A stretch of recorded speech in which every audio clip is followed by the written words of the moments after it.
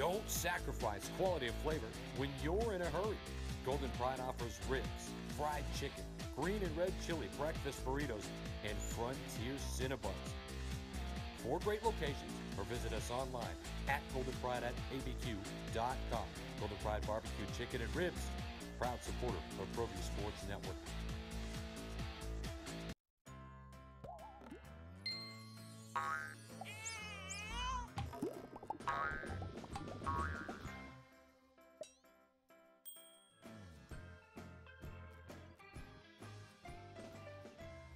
Car Crafters, proud supporter of Proview Sports Network. Are you sure we're supposed to be doing this? Don't worry, I've watched him do it 1,000 times. Come on, what's the worst that can happen? No! Bad dog! Hi, welcome to Car Crafters. What happened? Don't worry, we'll make it like it never happened. Car Crafters, it's like it never happened.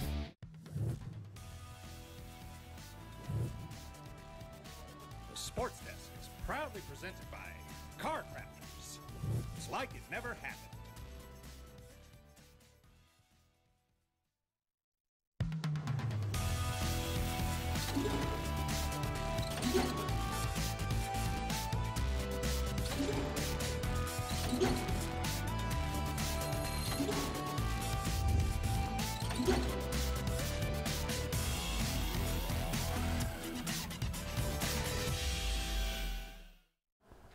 Happy Tuesday morning and welcome to the Sports Desk. I'm Scott Glutty. The gang's all here. Steve Davis and Ed Nunez, Alden Iowani, our director, and the entire Proview Network's crew is here. We have a lot to talk about, some good, some bad. And first off, Steve Davis, I want to bring you in and talk about what's going on with Proview, of course.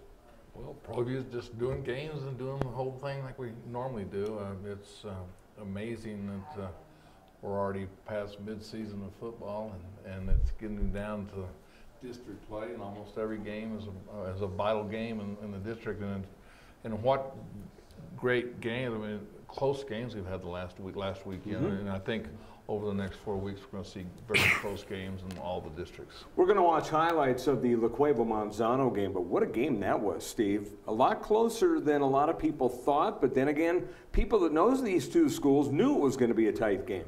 Well, nobody ever forgets, and even we at Proview forgot that they played in the state championship last year. I mean, it seemed like, and when I was talking with people that it's going to be a runaway, I said, this is a team that La Cueva struggles with in history, and just not the last year, but in the history of the last in the last 5-6 years. Right. That was a terrific game, Ed. I know you did a game last week, but what are your thoughts on what happened last week? Going back to Manzano La Cueva, I think Steve's absolutely right. Plus, it's a rivalry game. You never want to lose to your rival, and Manzano had a great game plan. And I didn't think, I was kind of surprised, but let's give La Cueva kicker Damian Camacho a lot of credit. He's kicked 3 field goals in one game against Rio Rancho to bail him out, kicks a field goal last week. He's a weapon that the Bears can count on, and not everybody has a great field goal kicker. They're very few and far between in any class of football. Yeah, Dominic Camacho, much like Andrew Shelley, who's now at UNM, one of those dependable guys, Steve. Well, like I said, I think Ed said it the best. I mean, they're unbelievable under pressure and getting it done. Let's talk now about Rio Grande. It was kind of funny because the story came out on Saturday. I didn't actually see it until last night, where they had to forfeit their victory over Valencia. So now after their tight loss to Farmington, they now have the official state record, 44 straight games lost. Albuquerque High held the record at 43, a dubious mark, and it's kind of unfortunate because of how hard they worked to win that game and to be close in others. Yeah, they have been close. Coach Medina, I believe, I don't know, I may not be saying it right, thought that they had a chance to be 500, he said, before the year. Now, that's not going to happen, but they won a game, and I remember when we talked about it on the sports desk, I felt good for the Ravens. I did. I hate to see kids keep losing. Steve and I, you played as well. You know how that is. But they used apparently an ineligible player, and they didn't know about it, and they self-reported. So I think they didn't wait. They self-reported themselves. Right. They've got a couple of chances left. They play Valley this Saturday. That's a tough task. The Vikings are on a 3-game winning streak. So, I still hope better days are ahead for the Raven football program. I want to see them win a game and, win it on the field without any cloud hanging over the football program. Dennis Manitas is one of those guys, Steve, and you've dealt with a lot of coaches over your playing and your media career and being president here at Proview, so you know a lot about the coaches. But this guy's like a breath of fresh air because he'll tell it like it is, good, bad, indifferent, but he's all about making this program better. Well, I think the biggest thing that Ed said in his statement was that it was self-reported. Mm-hmm. Okay, they didn't hide it. They didn't try to do it. They went out and it's sad because he's trying to, it's his first year coaching and he's trying to build this program and gets a win and get some motivation. So, now they just got to, that's what athletics is about. They got to, just pick themselves up and move forward. And speaking of moving forward, La Cueva, they're undefeated. We'll talk about their game against Monsanto in a bit. But some sad news happening and rallying news happening. Tyler Jensen with stage 3 Hodgkin's lymphoma. Terrible news. I read about that this morning, and Marty Watts actually texted me last Friday when I was doing my game, and Marty and I talked about it a little bit. And one of the things that he went out and I believe he practiced with the team, or I think one of the things I want to get across, he has a team and a community behind him, and that's going to help. And Coach Back has the players wearing number 21 on their helmets. I was just going to mention, I'm glad that we got that picture up there. They wore gold 21 on their helmets, and if there's a community that's going to rally around him, it's La Cueva, it's Albuquerque, state of New Mexico. I hate to tell you what, I hate to hear stuff like that. I know we all do. Yeah. He's a young man, and he's got the rest of his life ahead of him. And I think the thing is, like Coach Back said, he's got a fighting spirit and a community around him. Boy, you don't have no idea how that can help you when you're ill like that. So hopefully things are going to work out great for Tyler Jensen and his family and the community of La Cueva. He's got a lot of support there. Well, my comment is, you just touched on it, Ed, is family. It was family first, and what his brother did. I mean, he went out and he made this, got a fund me now and got people behind it. And I think they raised over $26,000. And I just want people to understand that's just the beginning of their hospital bills. Okay, right. I mean, there's, this is, that sounds like a lot of money, but it's not. So we still need to keep supporting that and help that family. But I think, it's family, community, and sports, and we're seeing a great, and his brother, he stood up for his younger brother. What a great story. Yeah, it's a great story, and hopefully for a sad situation, he gets better and it turns into a good story. But right now, our hearts and prayers are with the Jensen family and La Cueva, and of course the whole city who is grieving about this. Gosh, when you hear news like that, I got to say this. One of my friends from high school just called me and told me he delivered some bad news to me last night about his health. And it kind of hits you. It really does. Well, cancer hits you anyway. I mean, no, you're right. No, it did. So you have kind of you understand. If you don't have cancer, you don't understand unless you have cancer. Yeah, I'll tell you one thing. No, you're right, Steve. And when I heard those words, last spring, when I heard that, man, it stopped me in my tracks. It did. Thank God the doctors, got it, and I had to have another MRI. And I don't want to make this about myself, but when you hear that, believe me, when you hear that word, so that's when I heard that. It's a double impact now because I've gone through some of that, and it's not easy. But when you have the support of the community and your family, believe me, it helps so much. Absolutely. Well, some weird news happened last week as well. A brawl happened in the Piedra Vista game against Bernalillo, and I guess that ended up being a 7-0 game. I had heard that Piedra Vista just didn't show up or something because of the weather. I had no idea. But then all of a sudden, I read the story. It's like, oh, that's what happened. It was Espanola Valley. It was Espanola Valley in Bernalillo. Espanola. Yeah. Okay. Yeah. Okay. So I'm thinking of the wrong game there. That's okay. That's all right. But they put 7-0 for Bernalillo, which is kind of weird. Here's what happened. That's why I got the stories mixed up, because the game that I'm talking about with Piedra Vista was called at 7-0. And they showed the picture of Piedra Vista and Albuquerque High in the paper. I think that confused everybody, but you're mentioning Bernalillo and Espanola Valley. Right. So what had happened, and there was a shooting in Espanola this weekend. Emotions are still high. But they said the players were brawling. The accounts that I read, it said in the paper that fans were brawling. Then I read that it was just players. And the coach from Espanola felt that he couldn't control his players' emotions, so he elected to take them off the field. Now, I don't know who's going to win the game as far as forfeits or anything like that. They're still deciding that at the NMAA. Right. But it's never great when you have to call a game because of brawls and things like that. So I don't know anything more than that. And I hate to comment because people say, hey, you really don't know the whole story. And if I don't know the whole story, that's just what I read. Right. Well, that's the thing. And I don't know the whole story either. But it's still a strange situation, Steve. I have no comment because I don't know anything. So I'd rather just not say nothing because I don't know the particulars. Okay, 7 weeks in. What do you have a comment on? There's been a lot of great games. There's been some interesting games, some upsets. Your thoughts just on what you've seen in 7 weeks? Well, I tell you, one, it's just the great coaching we have and the great players, on a week-to-week basis.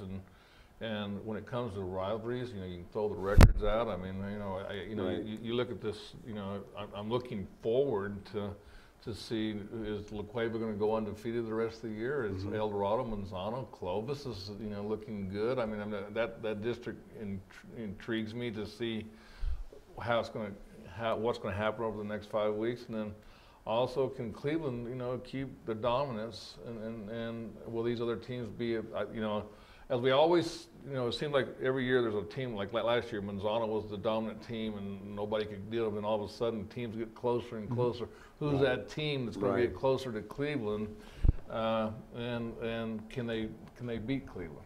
Let's take a look now at the Week 7 results, as we have a lot of scores to go over from last week, and we'll get that going here right now. As you look at Cleveland all over Trisco Heritage, 60-19. It was St. Pius, Magdalena, and a close one over Munal.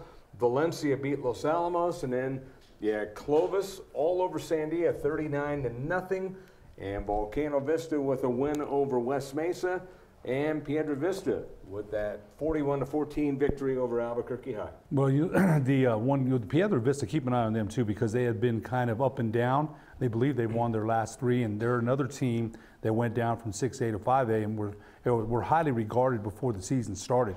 So keep an eye on the Panthers in that class. I've been covering 5A for Enchantment Sports, and I've really kept my eye a lot on the Panthers, and they're doing pretty well. Your thoughts on the Clovis game? Clovis getting it done and doing it with offense. Well, we're going to see them again this week, Clovis Manzano, and Manzano, can they rebound from that 1-point loss? And actually, it really this game emphasizes how they're going to be seated in the selection. When it comes to state. That's a great point. Let's go now to the other scores on Friday. You had Berlin getting back on the winning track. That Bernalillo game was 7-0 against Espanola Valley. At least that's what it was listed as. Escalante with a win. Carlsbad, Hobbs, Centennial, Roswell, Artesia getting on the winning track. Big win over Ruidoso, and Portales with the victory. Again, we mentioned this last week, and I had a chance to talk to Roswell Goddard coach Chris White yesterday. And Artesia, Roswell Goddard and Roswell are playing well in that class. But the big elephant in the room that, they started out 0-2 and 2-2, but Artesia, the road to any 5A championship, still goes through Artesia. And let's look at the other action. Final 2 games from Friday, Farmington and Goddard victors, and it was Hot Springs over Academy, Rio Rancho with a close win over Cibola. Valley beats Del Norte. Hope Christian remains in the undefeated spot, and Jow with a big victory.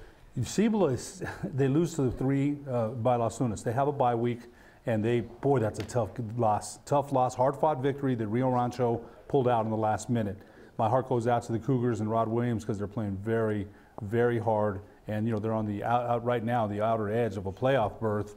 But man, they spilled their buckets the last 2 games, and they haven't come up with a victory, but they played very hard. We have about a minute left with you, Steve. What's going on this week? Well, I already said that Clovis Manzano game is probably the game, the Meade TV game, but also we have El Dorado and La Cueva playing. So a lot of people think that El Dorado's done. Hey, don't ever count Charlie Dotson out. And this is a rivalry game, and this might be. We got some great games this weekend. Talk about a guy who has game plans, Charlie Dotson. Well, like I said, I said it in this opening statement how many great coaches we have, and Charlie Dawson's right up there. Okay, and he's a motivator, and he's very, if you love offense, he's very creative, and he knows how. He's had 2 weeks to tweak his offense for the new quarterback, and I don't see this game. I see this game going down the wire, just like we saw against La Cueva and also Manzano when they play. Well, we'll talk to you next week about that. Thanks for joining us, Steve. I'd like to say one other thing. Hobbs, and y'all talk about Hobbs. Hobbs is sneaking up down there in the South. Yes, they are. Yes, they are. He's Steve Davis, the president here at Proview Networks, the leader of the team, if you will. So we will talk to him later on, but we'll come back with Ed Nunez in just a moment. You're watching the Sports Desk on Proview Networks Comcast 26.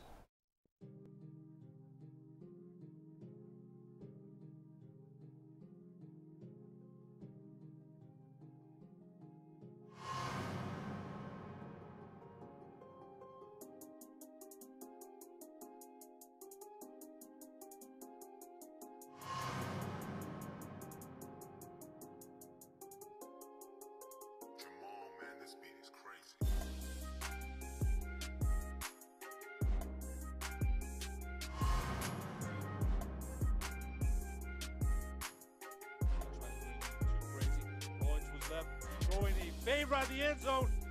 Caught to see if he's in bounds. Touchdown.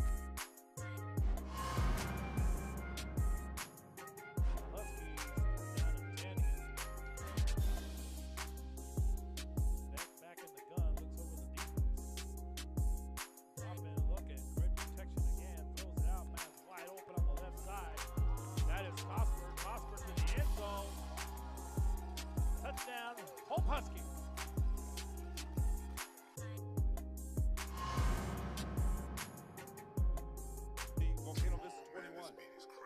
And first down and more into the around right end. Ruiz breaks the tackle, diving for the end zone. Touchdown.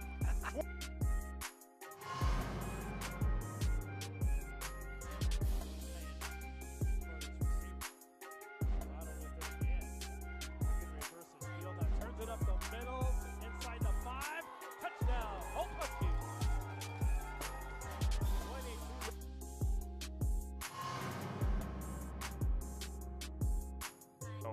I think he doesn't want me on a show because he won't ask the hard question. Breaking a tackle to the outside, still going. A race down the sideline and all the way.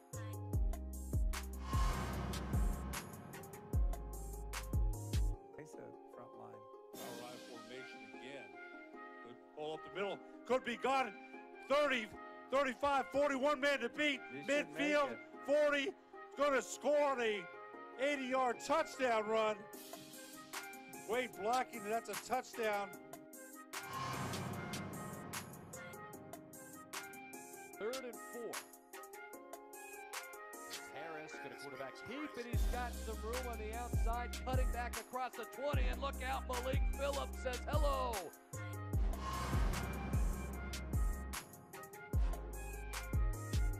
Ball is picked up by one of the reverse on the opening kickoff, spinning and trying to gain some move down the left sideline. He's got an open field. He may go all the way on the opening kickoff. It's going to be a touchdown for number 10, Ivan Rodriguez.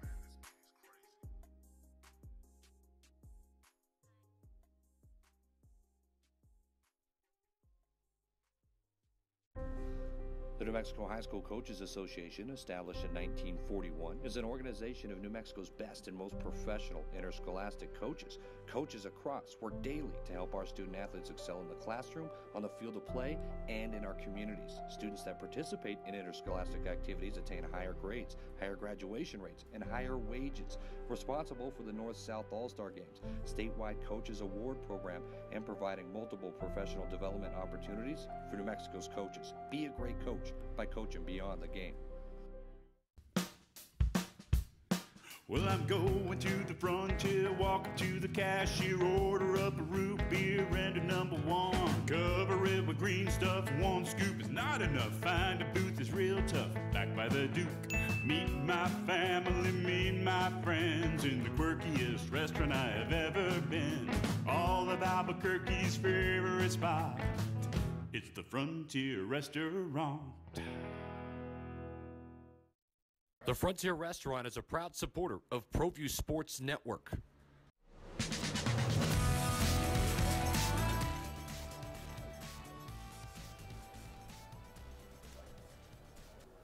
Welcome back here to the Sports Desk. I'm Scott Galletti along with Ed Nunez. Thanks to Steve Davis, the president here at ProView Networks. We have Josh Luna at the controls along with Alden Iowani. Gang's all here, as also Josh Brown and, of course, Jason Pohl. They're in the building somewhere. You know what? It's great to see them all here. Every time we come in here, it's always great to see those guys. As we mentioned, they're the ones that, keep things going and keep us going and keep us directed and keep us sane, man. They really do. Well, one thing that wasn't keeping anyone sane was the game that we're going to go over right now, Manzano and La Cueva. A lot of people said, hey, it's going to be a cakewalk for La Cueva. They're undefeated. The shoe's on the other foot this year. It's going to be an easy win. Not so fast. They had to come back and score on their last possession to win the game. I think Manzano missed an extra point as well, so Damian Camacho's field goal was the game winner. Here's a look at it. La Cueva was the home team at FM Wilson Stadium, and pretty good touchdown pass early. And then Xavier Ivy-Sod with the touchdown run, and that would get them on the board. So it was a 7-7 ball game, and then extra teams getting into the action as the ball would go all the way to the 1 on this play. And what a kick. It really was a great kick. That was in the end zone, according to And they ruled it at the end zone. It looked like it was in the 1, but thanks, Alden, as it was in the end zone. But as they were backed up here, that would be a fumble, and it was in the end zone, and that was a touchdown for Manzano. Look at that bounce. A defensive play. Yeah, they did, and what a great bounce. And then another just beauty over the middle. And I'll tell you what, they are masters of that over the middle play. They sure are. They don't mind going over the middle. They've been very successful with it. So La Cueva would tie the game at 14. This was just a back and forth game as Ivy-Sod would give the ball off, and this was at the end of the first half where La Cueva came up with a great leg tackle to save a score perhaps and to send that game in at the half tied. So it was 17-14 here late in the third, and then it would be a ball picked up, and at this point it looked like La Cueva had a touchdown, but they ended up overruling it and say it wasn't a fumble. I'll tell you what, that could have put the Bears over the top even more. It would have made it such a close game. So it was 21-17, and what a catch there in the end zone. Just beautifully done. So it was a missed extra point right off the post. Great camera work there, and there's your field goal by Dominic Camacho. You see the final score there. La Cueva 24 and Manzano 23. You look at the numbers, very close in the total yardage. 380 for the Bears, 349 for the Monarchs. And you have Dylan Summer. We saw him in the highlights, 2 touchdown passes. Yeah, it's a game again. La Cueva's undefeated, and Manzano, they're 2-4, and they played again. There's no more victories. They had 2 weeks to prepare for La Cueva, and I thought they came out with a good game plan. But the Monarchs, like Steve said in the opening segment, they still have some very good players from last year. Xavier Ivy-Sod, Dakota Powell played very well this game. They're using Erickson, the younger brother of Andrew Erickson last year. He's played. They're using him more on jet sweeps. So I thought they had such a big chance to win here. It didn't happen. But I'm telling you, this, Scott, that if the Monarchs want to make the playoffs, they're going to have to definitely start picking it up as far as wins. Now, you can't sit there and say we played this team tough. They, when it comes down to playoff seeding and selection, it's going to be tough for them to get in if they don't win a couple more games. Nas Robertson had those 2 touchdown receptions. He had DeAndre Williams with a 10-yard run, and that big tackle that you saw on the highlights, that was made by Blaine Smith. A great, hard-hitting, old-fashioned district game. And district games, I did Volcano Vista and West Mesa. Man, those guys were laying the wood, too. So when you go into district, it's a little bit different.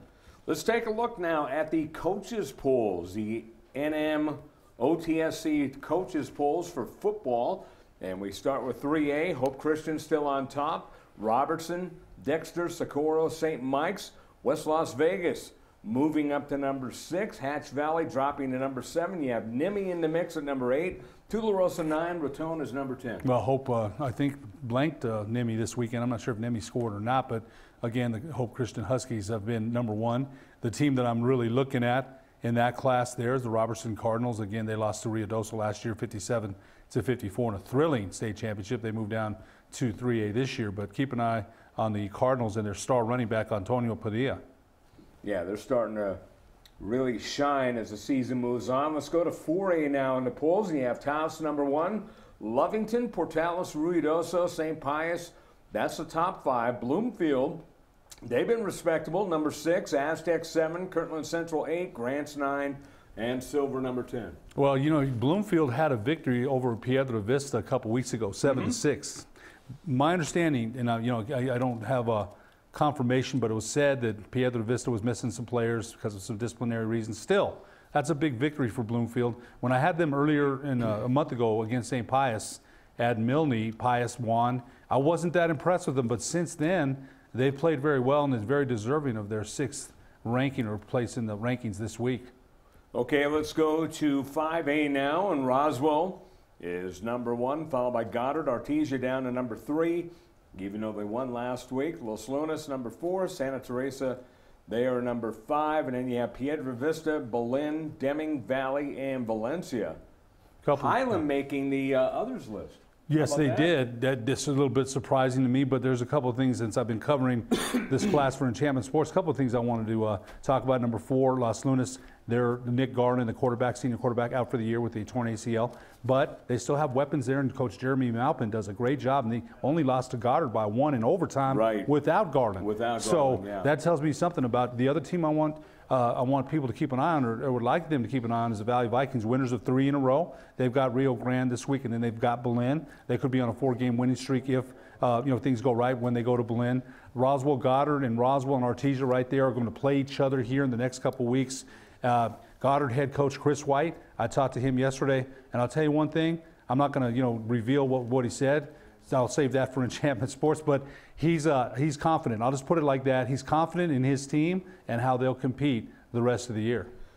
Well, back to Valley. Judge Chavez, he's one of those guys, he loves to make his team better and get his players to develop as the season goes on. So it'll be very interesting seeing them at number 9 now, where they progress, because they're used to playing 6A competition. They're now down in 5A, and it's where Coach Chavez feels they should be because of the size of the school, and he believes that they can compete. Here's the thing. Okay, so I talked to Coach Chavez last week. They got DJ Torres, a player that had, he was out since the preseason. They got him back. Lineman Jeremy Balboa, 6'2", 300 pounds, an experienced lineman. He returned. Running back A.J. Beltran might return for Belen. Yeah, the last time I saw Judge Chavez and did one of his games, he was not using it as an excuse, but talking about the injury bug really hitting his team hard, and now they're coming back. Well, they're coming back at a good time, Scott, for the district run. Definitely. And, so that's a team now. Can they play with Roswell, Goddard, and Artesia? And, we'll see. And again, they've got to beat Rio Grande this week to get that 4-game winning streak going in when they play up and down Belen. Belen won last week after they had lost 2 in a row. This is a very interesting class to me. So I don't know that Artesia, again, any road goes through Artesia, but I still think it's kind of up in the air. There's not a total number 1 that has been dominating everybody. It's been an up and down class for sure. Although Roswell, let's mention them too. How well have they played the last 5 weeks? Very well. Okay, you just mentioned that there's no dominant team dominating here in this class. Let's go to 6A where there is one. Cleveland is the number 1 team, and La Cueva, El Dorado, Centennial, Volcano Vista, they are the top 5. And big scare for Cleveland last week. Dorian Lewis getting injured in that game against Atrisco, and apparently he's fine and coming back. But man, the word got out fast, and it was like, oh no, James Iotis was spreading it on Twitter, and without him, they're a good team, but with him, they're a great team. people's collective breaths stopped when they heard Dorian Lewis was hurt. When I read that, I was like, oh, what's the significance? I heard Sunday it was, he'll be back. It wasn't bad, but I think one of the things that also Steve Davis said in the opening segment, keep an eye on the Hobbs Eagles. I was just going to say that. I was looking at them right now. We're thinking together, and yeah, the Hobbs Eagles, they're a scary team for a lot of people.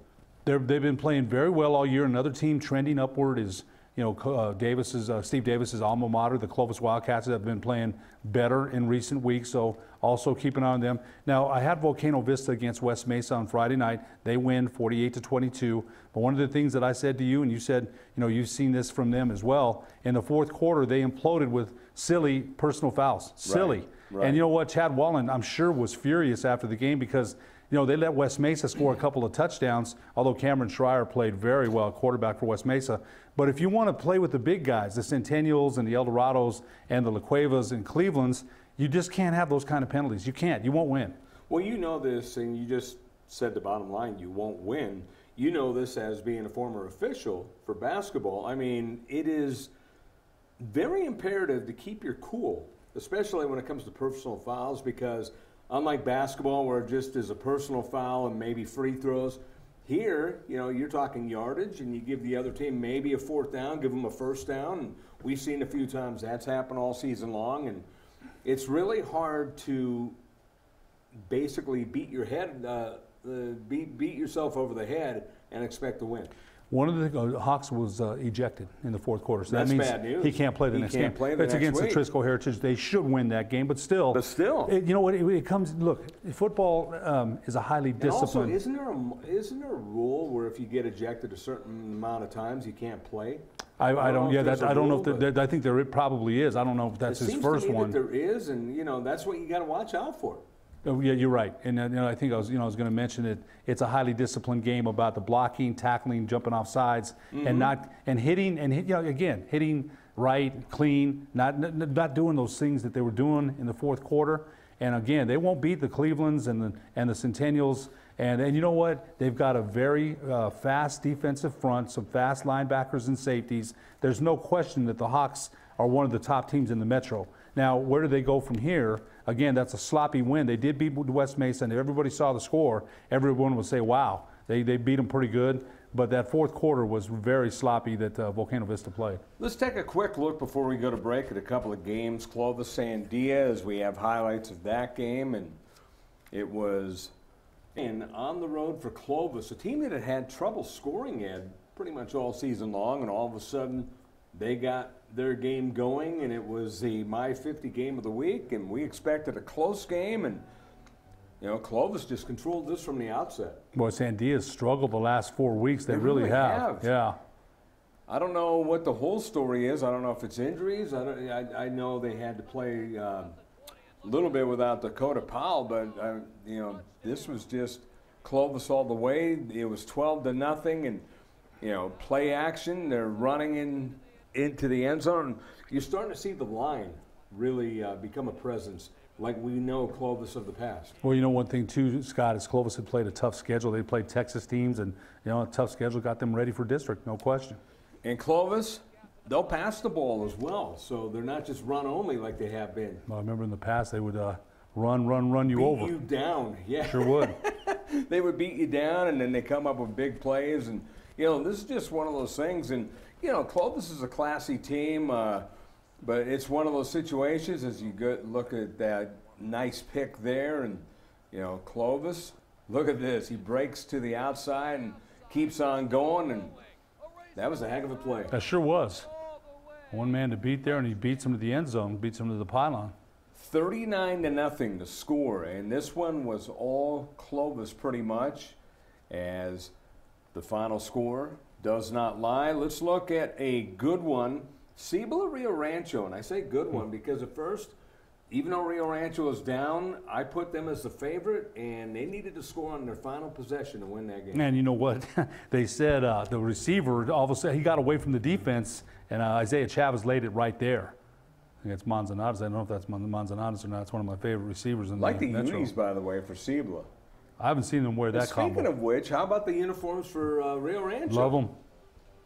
The green numbers you could actually see, and it's a beautiful thing. And This almost looked like an NFL game with the uniforms, doesn't it? Yeah, no question. Look at that snap going over the quarterback's head there. And this is when it was a 7-0 game in favor of Cibola. And Cibola was trying to mount a little drive here and a little flip over the middle. And they would be close to the 10 and then a little toss into the end zone. And Cibola was rolling 14-0, but Rio Rancho, like they do, they never quit. No, they didn't. And you know what? They've come back from some deficits this year. And they have. They sure have. You know, they play hard. It's a team that's looking to find themselves. And I think when they do find themselves, they got the defense. And I think once they start finding themselves on offense, like I think they did this game, they're going to be really, really good in the playoffs. Well, they put 34 points up, so I think you're right. Their offense is starting to find themselves for sure. Well, that was the biggest question mark for David Howe's team, was they weren't scoring the way they were used to, but he liked the way his offense was playing. He said they put up good numbers in terms of yardage, just a matter of putting it all together. And their defense, you know, he's still happy with what he has on defense. Even though they hadn't won a lot of games, you're right. David Howes had remained optimistic, and it paid off. Very. Yeah. Look at Marcus Steele. I love that kid, too. What a throw here. Yeah, he remained optimistic, Ed, almost to a point where you think, is this guy for real? Right. But no, you know what? Knowing him, he is for right. real. That's what makes it such a story, how optimistic he is, because he's not going to sugarcoat things or tell you something that he's not really believing. I kind of thought the same thing. When I read it, I said, okay, the record doesn't reflect the optimism here, but yeah, that's Coach Howes wasn't wrong. Well, I talked to him on the phone, and he gave me the optimism, and it was like, wow, okay. Yeah. I like where he's going, and you know, he likes where his team was going. That was a heck of a catch there with the score 26-21, making it 28-26. And look at this pass, and ball was knocked down incomplete, and you're thinking, well, 45 seconds, all they got to do is hold him. But this is a nice run here as Rio Rancho trying to kill the clock. They ended up getting the first down, and the clock would stop. And a nice throw to a wide open receiver, Ed, with 5 seconds to go. And they talked about that in the paper, and they said that all of a sudden nobody went with the running back out of the backfield, and Isaiah Chavez was able to find him for the victory. And I'll tell you one thing, look, I'm going to say this about Cibola. They played 2 games at that field, and they've lost by 8 points in 2 games, well, 9 points in 2 games. Right. And Rod Williams, as we know, is one of the finest gentlemen in the Metro. I really like him a lot. He really is. I really like him. A lot of respect for him. And, you know, those kind of losses there, man, they tear at you because you're gosh, what do we need to do to win?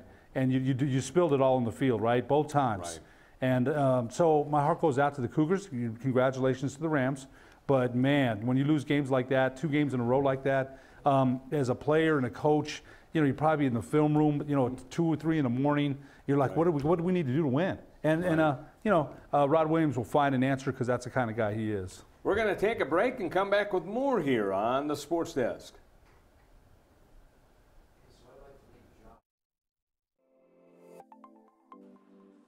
Get into the game with Garden Swartz Team Sales.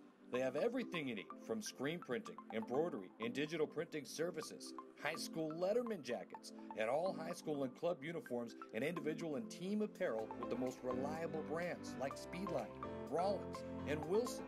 And don't forget to check out the latest F7 Shut helmet. It's all at Garden Swartz Team Sales. Give them a call, 505-884-1234. Garden Swartz Team Sales. Folks, there's no other way but to be all in. Either he's Lord of all or he is not Lord at all. And you can experience the real and authentic, true life change that only God can provide to humanity. See, when we truly encounter Jesus and purpose to know him and follow his teachings, #life change will occur.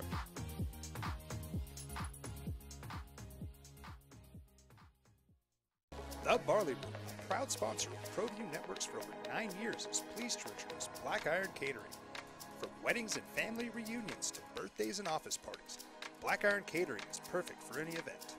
Contact Jamie at 505-459-8259 and book your event today. Black Iron Catering. Let us bring our kitchen to you.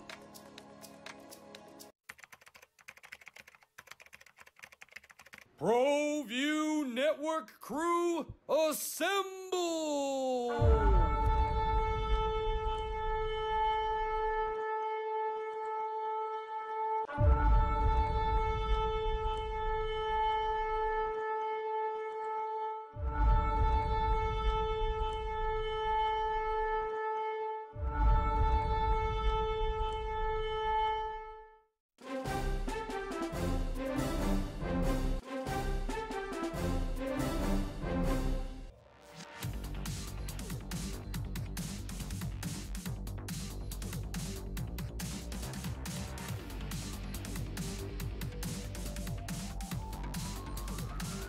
that's good for first. High school sports are back live on Proview Sports Network.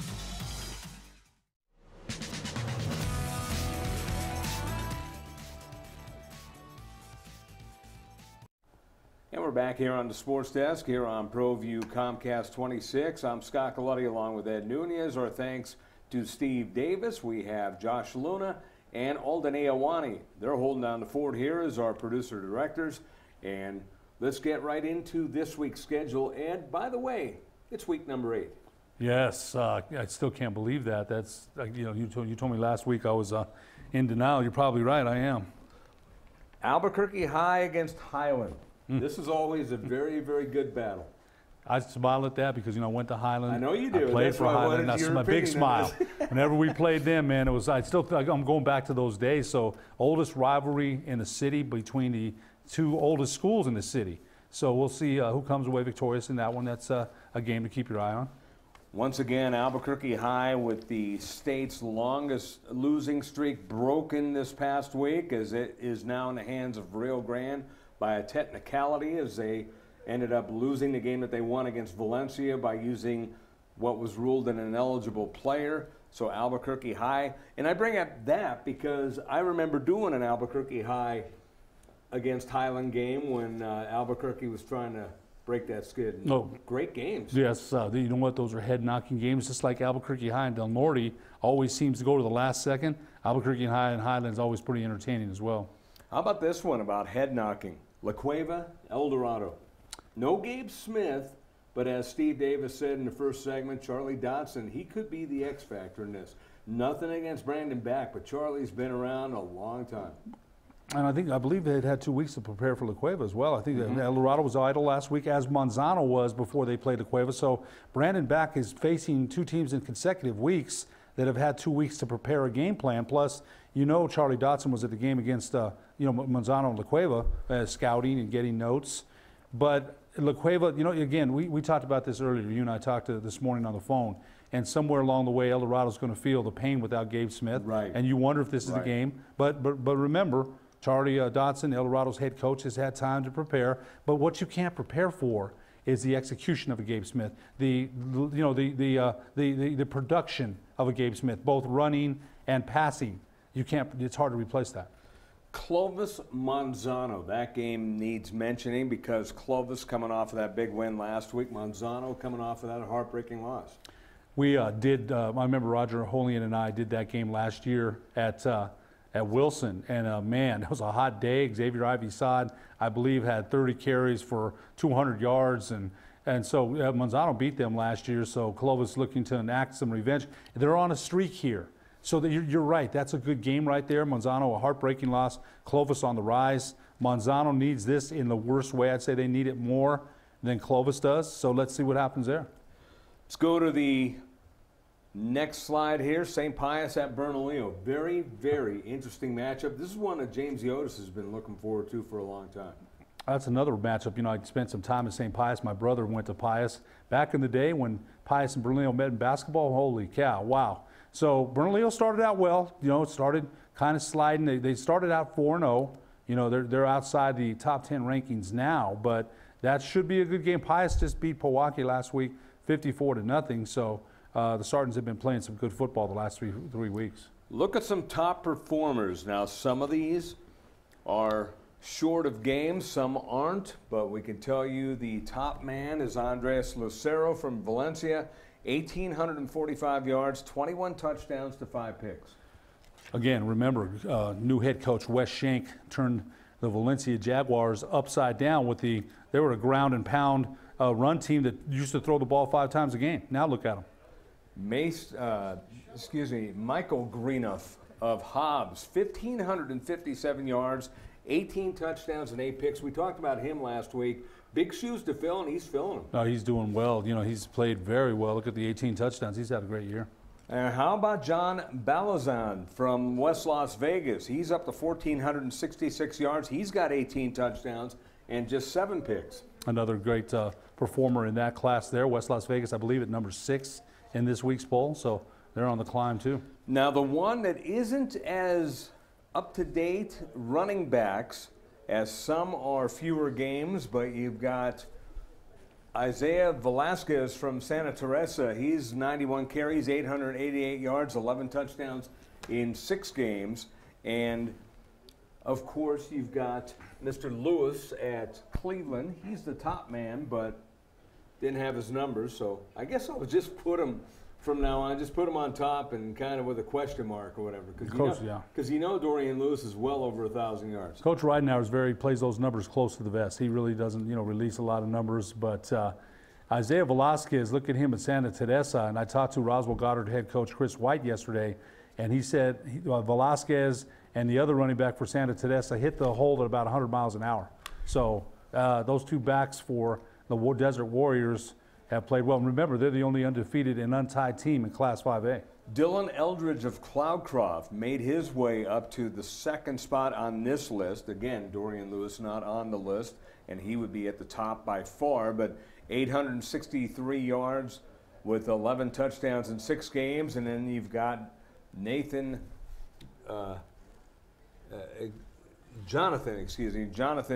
Garcia, looking around cameras here at the names. He's got 858 yards, 6 touchdowns, and that's 5 of his 6 games. Had a chance to interview him Sunday for Gridiron Prep Talk, and I really enjoyed the interview. Plays for Art Abreu, the Taos head coach out there, legend out there in the north.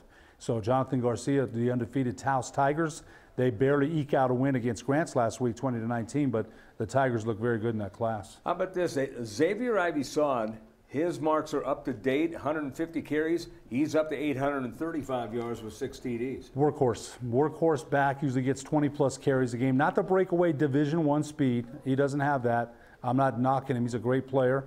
But, man, that guy, he really carries a heavy load for the Monarchs. And DeAndre Williams, they have him listed as 5 games. That's why I put it in red, because it's including the Manzano game. So I think he missed a couple of games, according to the stats, because their stats are up to date reflecting the Manzano game. So he's got 790 yards, 10 touchdowns, because I know his numbers went up big because he had over 100 yards against Manzano. Very special back, no question about it. Played very well for La Cueva all year. I love to watch this kid run the vision, the cutbacks. Very good running back. Just a smart runner. Yeah, no doubt. Like you said, vision, he knows the holes, and he knows when to accelerate. Right, no question. And that's a big key. Let's look now at the receivers very quickly. You got Jaramillo from Valencia still on the top, 1,099 yards. You've got Ortega of Aztec with 831 yards and 11 touchdowns. And Padilla from Las Vegas, from West Las Vegas, excuse me. Wonder where the W went. I had a W in there. 21 receptions, 733 yards. He's actually from, it's Robertson, Scott. Antonio Padilla, I interviewed him at Gridiron Prep Talk, and he's actually plays for Las Vegas Robertson. So maybe that's where it came That's from, probably what you're thinking I of, guess I cut and pasted the wrong part. That's okay. Thanks, Yeah, no, man. that's I all right. appreciate Yeah. that. So we'll make sure we get that changed for next week, because I'm sure he's still going to be near the top. Very quickly, let's look over the polls in volleyball. As you got the 3A poll, you got St. Mike's, Robertson, Santa Fe Indian, Sandia Prep, Navajo Prep. So St. Mike's and Robertson play a set Thursday night in Santa Fe. So, man, number 1 versus number 2, boy, I'll tell you, it doesn't get any better than that. So keep an eye on that game. 4A now in volleyball. This is the girls' volleyball poll. St. Pius still at number 1, Artesia number 2, Hope at number 3, Pewaukee and Goddard. Albuquerque Academy, don't sleep on them. They're number 6. No, never sleep on the Academy. Pius was number 5 a couple weeks ago, and for the last 2 weeks it's had a stranglehold at number 1. And finally, 5A in the volleyball poll. It's La Cueva still at number 1, followed by Sandia, Las Cruces, Rio Rancho, and Piedra Vista. Yeah, La Cueva's, they've held the number 1 spot there, and they've played very well all year long. Sandia, we haven't talked too much about Sandia. Sandia girls volleyball has, been very strong and formidable the last 4 or 5 years. So look where the Matadors are. Absolutely. So that's going to be a great race to watch as we go down to the end of the road where it ends at Santa Ana Star Center. Great facility for that final tournament. Yeah.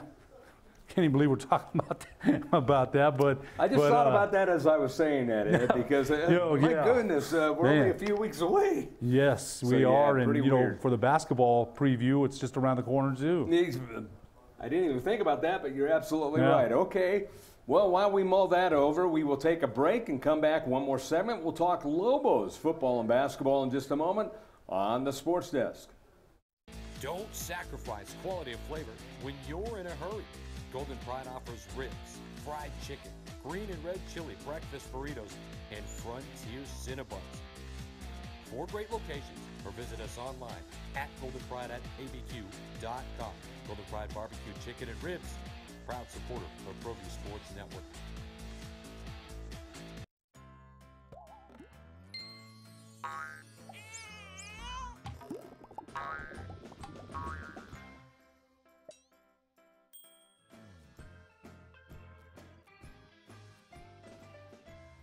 Car Crafters, proud supporter of Proview Sports Network. Are you sure we're supposed to be doing this? Don't worry, I've watched him do it 1,000 times. Come on, what's the worst that can happen? No! Bad dog! Hi, welcome to Car Crafters. What happened? Don't worry, we'll make it like it never happened. Car Crafters, it's like it never happened.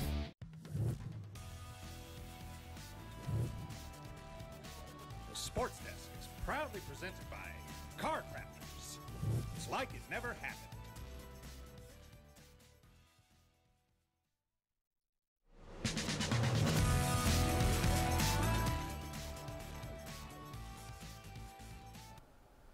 And we are back here on the Sports Desk. Scott Galletti along with Ed Nunez. Our thanks to Steve Davis for joining us as he usually does in the first segment. And we will talk to Steve obviously next week as well, as we have Alden Iowani and Josh Luna, our directors, doing a great job. And we're going to finish the program talking Lobos, and we'll start with the football team. And there's a lot of people posting out there, Ed, what team is this? Because they lose to Liberty, and then they go to UNLV. Yeah, UNLV was down to their second-string quarterback. People say, well, the Lobos were down to their third string, but in my opinion, if he wasn't injured, he would have been the first stringer from the get-go, and he's proven himself in terms of what he's doing right now. We'll take a look at that game here as we'll look at the slide, and just dominance in this game. 50-14, 502 total yards to 166, and I think most of those 166 had to have come in the second half because they literally shut UNLV down to nothing. I think they had 0 yards rushing, if I'm not mistaken, after one half. 23 total yards of total offense at the half for UNLV. So it was a very, very much a dominating performance. But here's what I just want to comment on real quick. Everyone's and this was a rushing team, by the way. Oh, yeah. I mean, a lot of it was their injured quarterback, but 43 yards on the ground. Lobos came prepared. No, they did. And, Bob Davie had called out his captains, called out a couple of people. And a lot of people around the Metro are going to say, well, the Lobos this, and, make excuses for them winning. Stop. They deserve the accolades just like they deserved the blame the week before and losing to Liberty in a game here at Dream Style Stadium that we probably should have won. They go on the road and they dominate UNLV. Give them credit where it's due, okay? Now, look. Just let me get this point in real quick. My son and I, looked at the schedule. They got to get 6 victories to get to a New Mexico Bowl or any bowl. Now, maybe it doesn't happen, but let's remember, this is never going to be a Power 5 program. It is what it is. So if they get to a New Mexico Bowl or any bowl, it's a great victory for the program. Yeah, I'm going to tell you what. One of the years I was doing UNM on the radio, there was a game at Texas Tech. Lobos, Mike Loxley was still coaching. Lobos actually knocked out their top string quarterback. In comes their backup, and he ends up being the starter because he lit the Lobos up in the second half and ended up being one of the leaders in the country. So I've seen a number 2 quarterback coming towards the Lobos, so this is impressive. No, it really is. What they did on Saturday. But I think the other thing is Sherion Jones. You mentioned that he started out as a third stringer, but if you saw the darts that he threw, at least for Saturday, I had said that Delane Hart-Johnson, I was hoping that they'd make more of a weapon of him. They did, 6 receptions for 80 yards.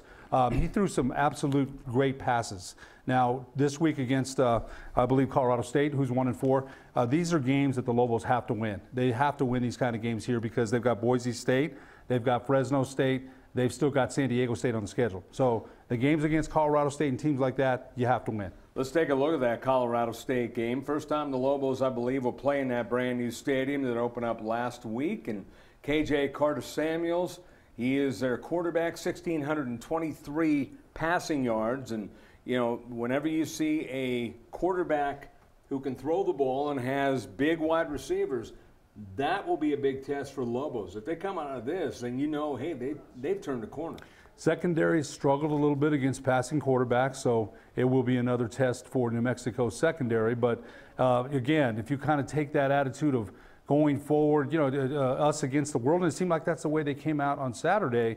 They played well, and hopefully they can keep that train going. Yeah, you see 42.2 points per game scored and 33.2 against, and that 33 actually went down because of what they had done previously, so that UNLV game really helped the average. No, it did, and you know, the other surprise to me was New Mexico State beating Liberty. So, gosh, you know, you really can't say, well, this team beat that team, so this team will beat that team. You can't really depend on that. UNLV usually matches up and gives the Lobos fits, but not this time. Like you said, they had a game plan, they were ready, they were prepared. And, you know, Coach Davey called out players. They responded. No, you know what? That was the impressive thing to me because their backs were against the wall. The whole community's on them about losing to Liberty, and Bob Davey did call the team out. And so I thought their response on Saturday was great. Let's look now quickly at the beginning portion of the Lobo men's basketball schedule, and it all starts on the road at what they call the Matadome at Cal State Northridge. And then the Lobos have a lot of home games with Northern New Mexico, Iona, New Mexico State, and UTEP. Well, you know, that's good that they're playing Northern New Mexico and then Iona, New Mexico State. I like UTEP, the time to be announced there back in the day. And, you know, before you even came here, the games against Don Haskins and the Miners were legendary. I was sad that rivalry went away. Hopefully it can be renewed. Both teams and both programs have changed over the years. They're no longer in the Western Athletic Conference. A lot of things have changed. I still don't understand why we stopped that series. I know Coach Alford had some issues with Coach Floyd at UTEP. I understand that. But they're both gone now. So I don't know why, and hopefully that series can be renewed. As time goes on, we'll talk more about the remaining part of the schedule, but you've got a game at Bradley, at New Mexico State on December 4th, St. Mary's at Staples Center, then it's Colorado, a big home game, followed by Central Arkansas and North Texas. I love St. Mary's at the Staples Center. Love it. You know, Coach Weir, again, we mentioned Jaquan Lyle being injured and, you know, being out for the season. So they've had time to absorb that injury, and I'm kind of anxious to see in his absence who's going to step up, because you're talking about a player that was going to play two positions and was going to be a very important cog in the Lobo machine this year. Okay, we have less than a couple of minutes, and you mentioned Jaquan Lyles. You know, what a outstanding human being he's become, because it's one of those situations where you got adversity, and you would think, reading his tweets that have been retweeted by Jeff Grammer, that everything's all normal. No, you're right. And for him, you know he's you know, depressed and not being able to play. But those tweets kind of, give everybody hope that maybe he will play. Although remember, Jeff Grammer also said it's taken him a long time to even get to a junior year here at UNM. So what does that mean? Does that mean he's not ready to go pro, right? He can't declare. He's not. No one's going to draft him. He's going to go play overseas. So hopefully we'll see him in a Lobo uniform next year. Well, he seems to like it here. Ed, it's been fun.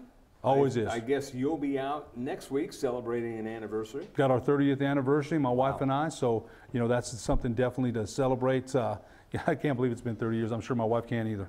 So we will talk to you next week. Our thanks to Josh Luna and Alden Iowani and the crew here. I'm Scott Galetti. So long from the Sports Desk.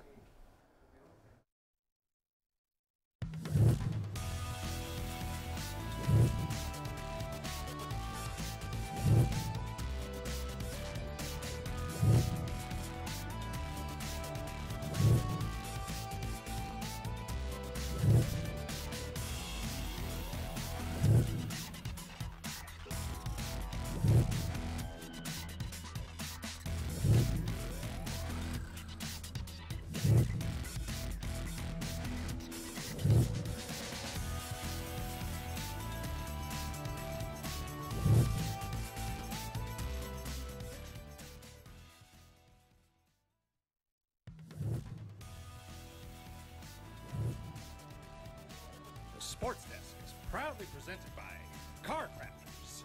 It's like it never happened.